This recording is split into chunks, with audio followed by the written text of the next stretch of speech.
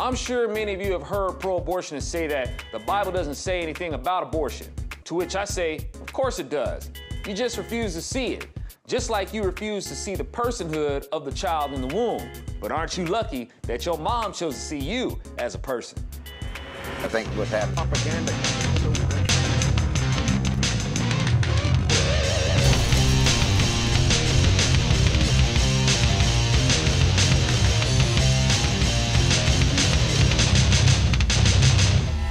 I know that's a hard sell to people who believe that the right to choose is more important than an unborn kid's right to live, as if the Declaration of Independence says that our inalienable rights are choice, liberty, and the pursuit of happiness. Now, I could write a whole chapter on my case against abortion and the defense of life, which, by the way, I have in my audiobook, Weapon of Mass Destruction, at my website, alfonsorachel.com. But I'm just gonna focus on those who say abortion isn't mentioned in the Bible. Okay, here's proof that you refuse to see that it's in there. And not only do you refuse to see it, you don't want to see it, which is one of the reasons why you liberals want the 10 Commandments removed from the courthouses. That line from the 10 Commandments that says, thou shalt not murder, it kind of interferes with that abortion thing y'all insist you have the right to. And I do believe the commandment to not murder is in the Bible, but you refuse to see that as the Bible speaking against abortion, don't you? Okay, how about Jeremiah 20:17, where it says, he didn't kill me in the womb with my mother as my grave, letting you know that a woman's womb is meant to facilitate life. It's not meant to be a place where death is forced upon the life within it. And to those who use the excuse that it's better that some are killed before being born, that ain't your call. Jeremiah was hating life in later years. He cursed the day that he was born and questioned why he was permitted to come out of the womb. And many of us have felt that way and have asked, why was I ever born? If you ask a reasonable question, let me assure you, there is a reasonable answer. And I'd like to also point out to those who say that abortion isn't mentioned in the Bible that the Bible doesn't make killing Jeremiah in the womb the answer to the persecution he would face. Or how about Exodus chapter 21, verses 22 and 23? If men who are fighting hit a pregnant woman and she gives birth prematurely, but there is no serious injury, the offender must be fined. But if there is serious injury, you are to take life for life.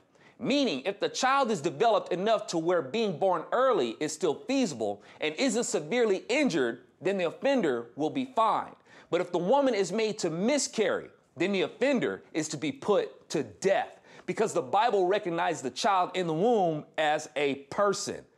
But again, you probably refuse to see that the Bible says anything about abortion because it doesn't explicitly say in exact words that thou shalt not commit abortion. And what if it did? You mean to tell me that you would accept that as truth and you'd go along with that even if it were an explicit statement in the Bible? No, you wouldn't, because most of y'all don't even believe the things the Bible does explicitly say. The Bible explicitly says that man was made from the soil.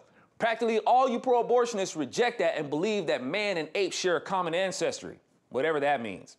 So when the Bible says something clearly, y'all choose not to believe it. And when the Bible doesn't say something explicitly, then you use that as an excuse.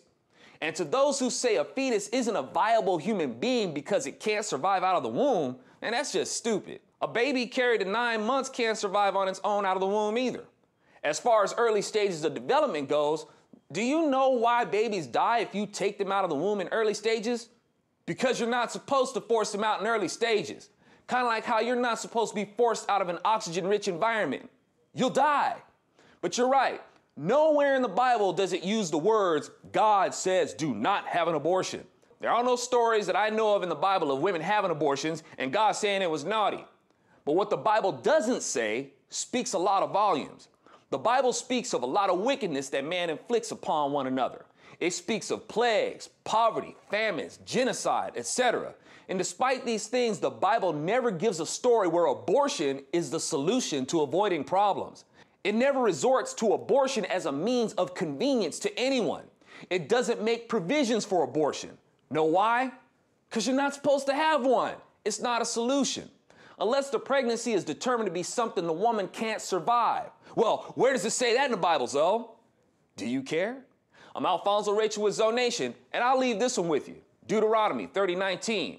I have set before you life and death, blessings and curses. Now choose life so that you and your children may live. Man and ape share a common ancestry, whatever that means.